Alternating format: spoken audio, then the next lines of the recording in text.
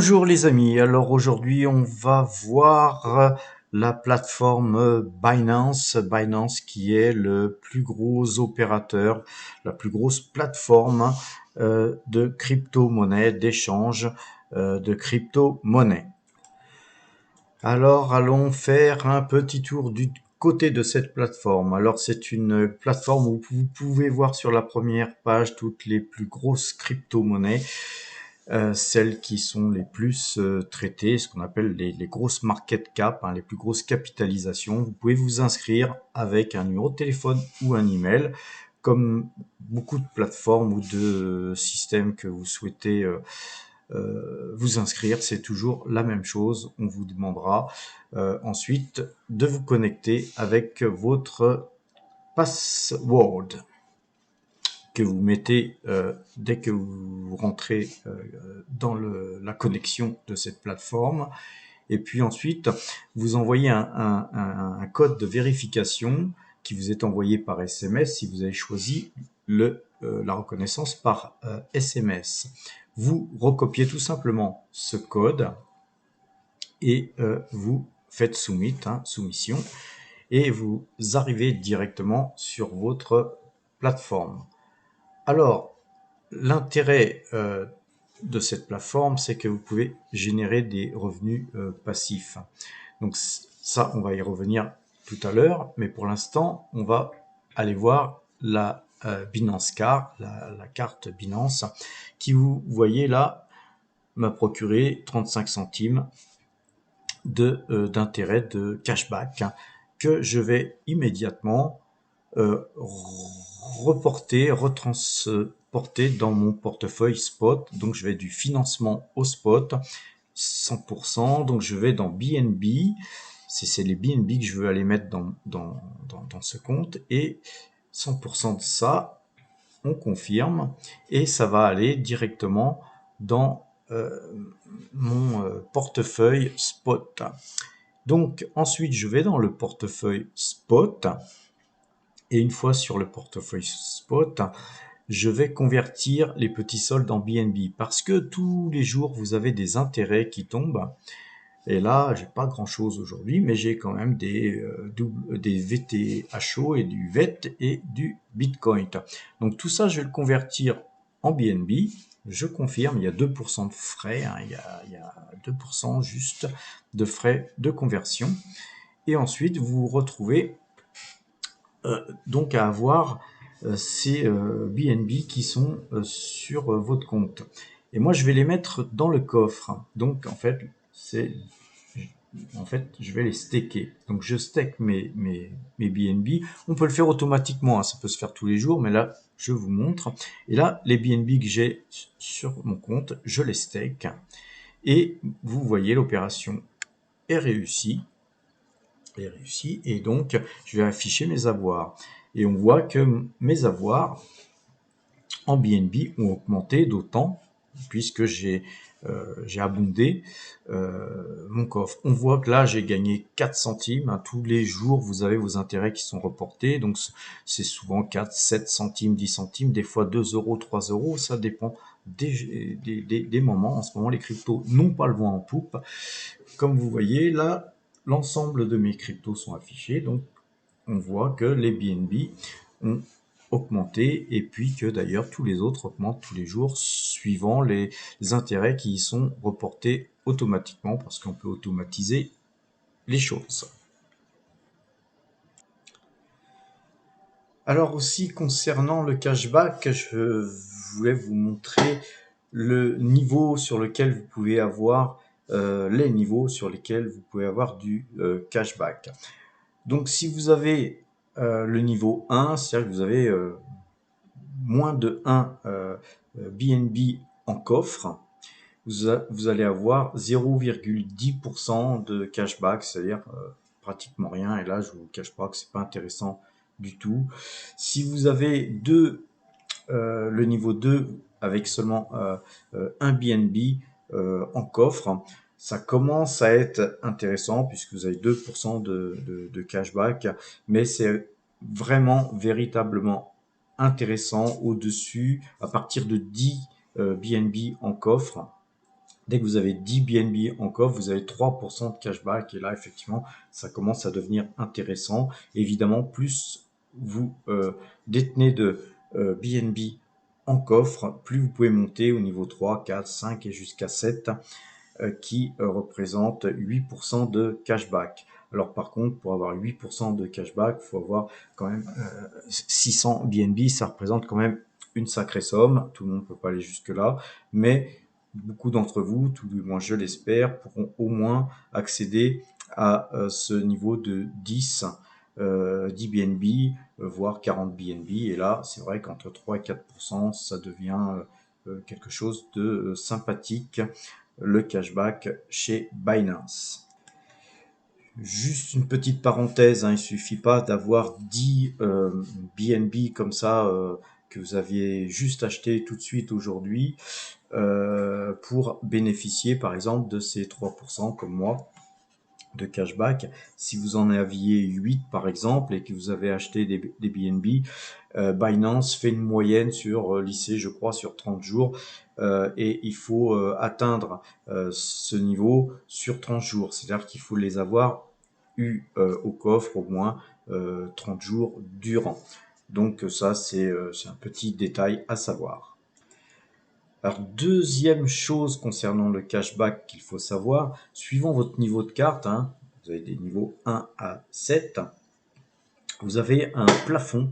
C'est-à-dire que si vous êtes, par exemple, au niveau 3 comme moi, vous ne pouvez pas recevoir plus de 150 euros de cashback, quelles que soient vos dépenses. Hein. C'est-à-dire que si vous dépensez 50 000 euros dans le mois, eh bien, vous aurez que 150 euros de cashback parce que c'est le plafond. Si vous voulez avoir plus de cashback, effectivement, si vous dépensez beaucoup, donc effectivement, il faudra mieux atteindre les niveaux supérieurs, 6 ou 7.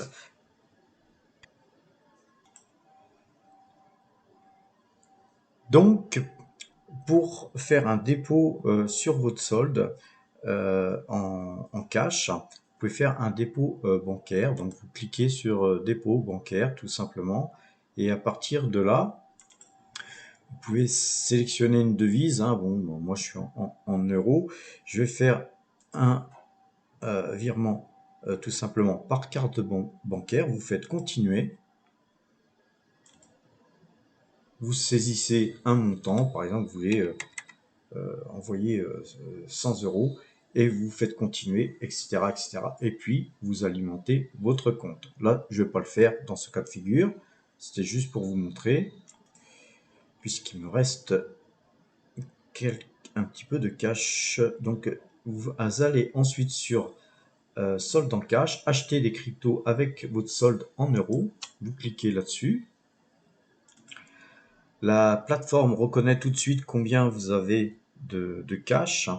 Alors, là, ce qu'il faut savoir, c'est que vous êtes sur votre portefeuille spot. Vous allez pouvoir dépenser l'argent qui est sur votre portefeuille spot. Et du portefeuille spot, vous pourrez mettre ça sur votre portefeuille carte bancaire. Ce qui fait que tout ce qui est sur le spot est protégé en fait en quelque sorte, parce que si jamais vous faites voler votre carte, par exemple ces 100 euros là, ils pourront pas être volés, puisque ce qui est sur le compte carte bancaire seul pourra être dépensé. Binance bloquera tout paiement au-dessus de ce que vous avez sur votre compte. Donc ça, c'est une sécurité supplémentaire. Supposons que je veuille acheter, par exemple, on va dire, tiens, 15 euros de Bitcoin. Donc je fais voilà 15 euros de Bitcoin et je fais continuer tout simplement. Et vous avez 6 secondes là pour confirmer. Hop, je confirme. Et très rapidement,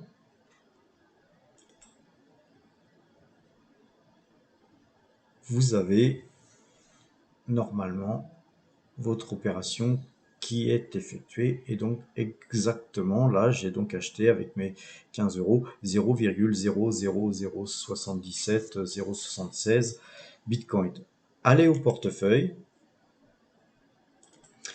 Et là, donc, on est sur notre portefeuille et on voit que les bitcoins que je viens d'acheter, là, ici, eh bien, ils sont bien là. Ces bitcoins, je peux, moi, les acheter, les vendre, faire des dépôts, des retraits, etc., etc. Mais moi, je vais préférer les placer pour avoir un intérêt. Donc, je vais faire ce qu'on appelle du farming. Et donc, vous pouvez faire du farming de sécurité, du farming flexible, du double investissement, auto-investissement. Tout ça, c'est un petit peu compliqué. Et en fait, tout simplement, moi, je préfère faire souvent du flexible.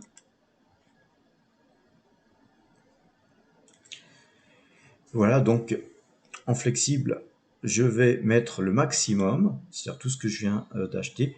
Et en fait, je ne peux pas parce que la quantité doit être supérieure à 0,01. Mais supposons, ça, excusez-moi, je ne m'en rappelais plus, mais supposons que j'ai ma quantité disponible, eh bien tout simplement, je vais tout simplement faire lu et accepte les conditions, je confirme, et en fait, vous avez là un niveau de rémunération de vos bitcoins. Si vous avez supérieur au niveau 1, vous êtes à 5%. Ensuite, si vous êtes en dessous, au niveau 2, vous êtes à 0,8%. C'est là le niveau qui est accepté aujourd'hui. Donc du coup, pour vous montrer, je vais retourner dans acheter des cryptos avec le solde en cash.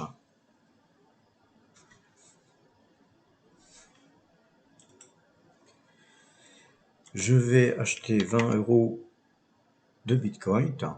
Mais vous pouvez choisir d'autres crypto-monnaies. D'ailleurs, j'ai oublié de vous le dire. Ici, il y a un menu déroulant. Vous pouvez très bien, voilà, choisir de l'ETH, du BNB aussi, du BUSD, etc. Vous avez un panel de 25 à 30 pages de crypto-monnaies disponibles. En tout cas, moi, je vous conseille de prendre parmi les meilleurs. Donc voilà, je fais continuer. Et je confirme. On fera un petit peu de temps pour se traiter. Voilà, c'était un peu plus vite que tout à l'heure. Et là j'ai mon compte normalement pour pouvoir staker tout simplement mes bitcoins. Donc là, je suis dans mon portefeuille spot, mes bitcoins, là, cette ligne bitcoin, je retourne sur Earn. Je vais faire un dépôt en flexible. Et là, maintenant, je vais faire max. Là, vous voyez, maintenant, la machine va me laisser en fait staker mes bitcoins. Donc, on va faire lu, j'accepte le contrat et je confirme. Ensuite, vous pouvez faire afficher les avoirs. Et là, vous pouvez aller regarder donc votre portefeuille et vous voyez que en fait vos bitcoins ont été achetés et se retrouvent ici stakés. Et donc vous avez tous les jours vos intérêts qui tombent. Et vous pouvez donc acheter des crypto-monnaies en DCA, comme moi j'aime le faire. En ce moment, je pense que les cryptos n'ont pas le vent en poupe.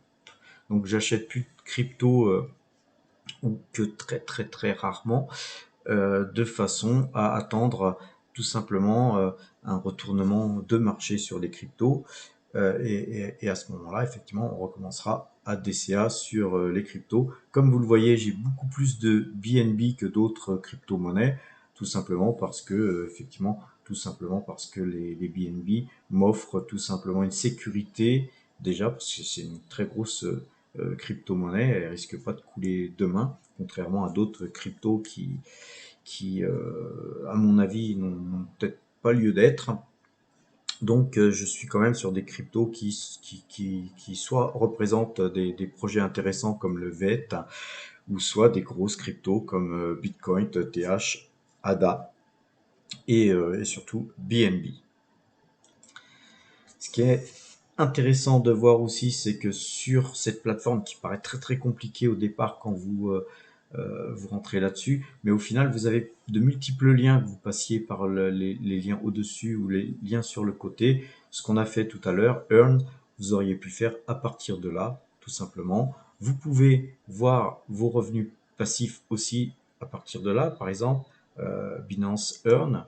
Donc, vous cliquez là, par exemple, et à partir de ce lien, vous pouvez arriver aussi sur votre compte et cliquer sur votre compte, tout simplement. Et arriver sur votre compte, et bien, exactement comme tout à l'heure, vous retrouvez la même chose, l'ensemble de votre portefeuille.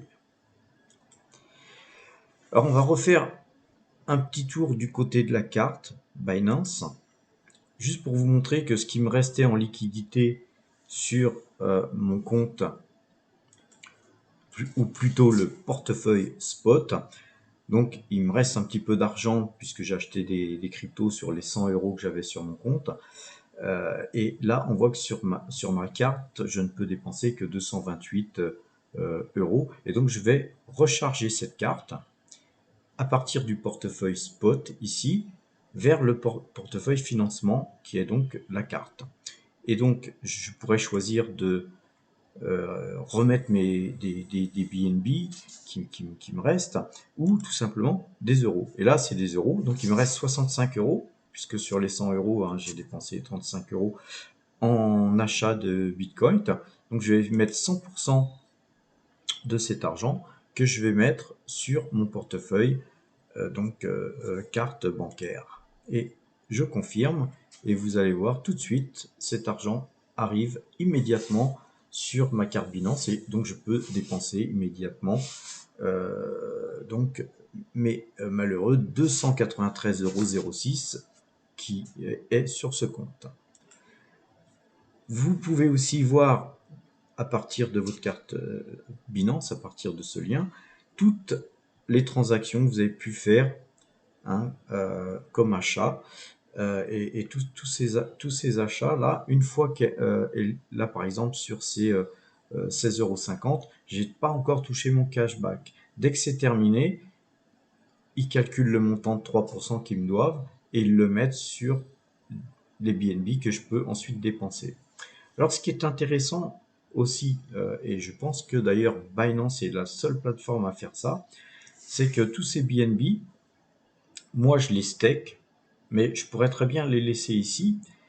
Quand j'ai plus d'euros à dépenser, eh bien Binance va prendre en priorité la deuxième ligne après mes euros pour dépenser à partir de là. Et si j'ai assez de crypto à dépenser, eh bien, Binance va utiliser cette deuxième ligne, mais aussi toutes les lignes suivantes.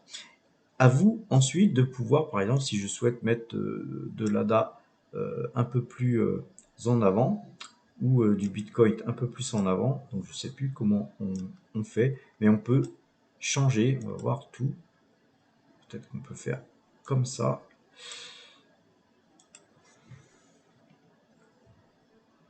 Non, suis-je bête? Il faut faire modifier. Et à partir de là, on peut changer. Ça a changé. Avant, on pouvait le faire à partir de là, je crois. Et on peut très bien mettre du USB en avant. On peut le faire descendre. Voilà. Et on peut faire monter. On peut faire monter les bitcoins. On peut changer l'ordre des choses, tout simplement. Donc moi, personnellement, je ne préfère que dépenser mes euros. Pour l'instant, je suis dans le stackage, donc je ne change rien. Même si ça a changé, là, c'est pas grave, puisque de toute façon, moi, je souhaite dépenser des euros et puis je ne souhaite pas dépenser mes cryptos, puisque je fais de la DCA sur mes cryptos. Alors aussi, petite incidence fiscale, vous savez qu'on est en France. Le problème, moi, quand je dépense des euros, c'est bon.